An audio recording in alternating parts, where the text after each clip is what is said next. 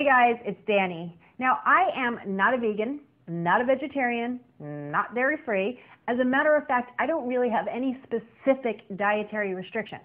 But I do believe that everybody can benefit from more plant-based nutrition in their diets. And almond milk is a great alternative to traditional milk. So for this how-to, I'm showing you how to make homemade almond milk. Before you make almond milk, you need to soak 1 cup of raw, preferably organic almonds in some cold filtered water. You need just enough water to cover your almonds, and the goal is to let it sit anywhere between 8 and 48 hours. So what I usually do is I set it up after dinner or right before I go to bed, and this way when I wake up in the morning, my almonds are ready to go.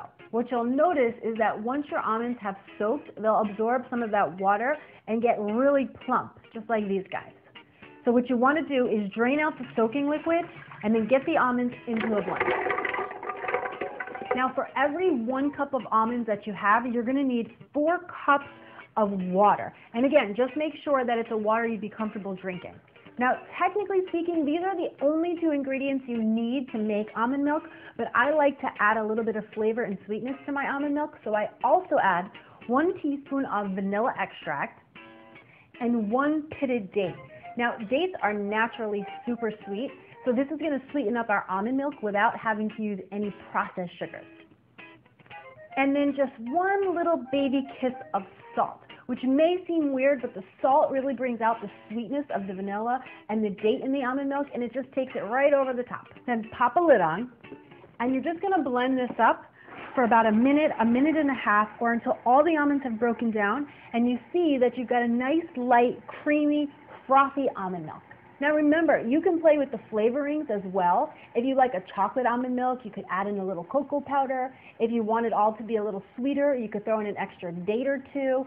I would recommend experimenting a little bit until you find the flavor that is perfect for you.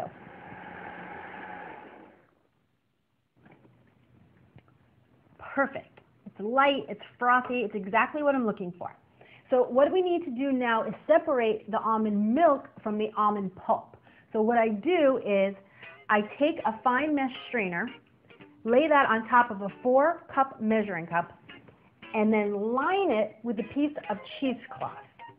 And then slowly but surely you want to pour the almond milk on top of the cheesecloth through the strainer, and what you'll see is that all of the milk is going to drip to the bottom, and all of the almond meal is going to stay up in the cheesecloth. And feel free to grab a spatula and just help it along a bit. Then once it looks like it's drained out as much as it's going to on its own, pull up all the sides of the cheesecloth and then just strain out every last bit that you can get. And then what you're left with is this light, frothy, creamy, fresh almond milk.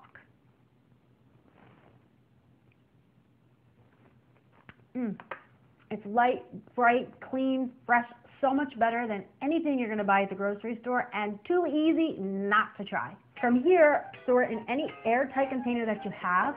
I love these little jars. They're like little milk jars that come with a lid, and they'll last in your fridge 3 to 5 days. Now, as for the almond pulp, aka the almond meal, this is the protein and the fat from the almonds, and there's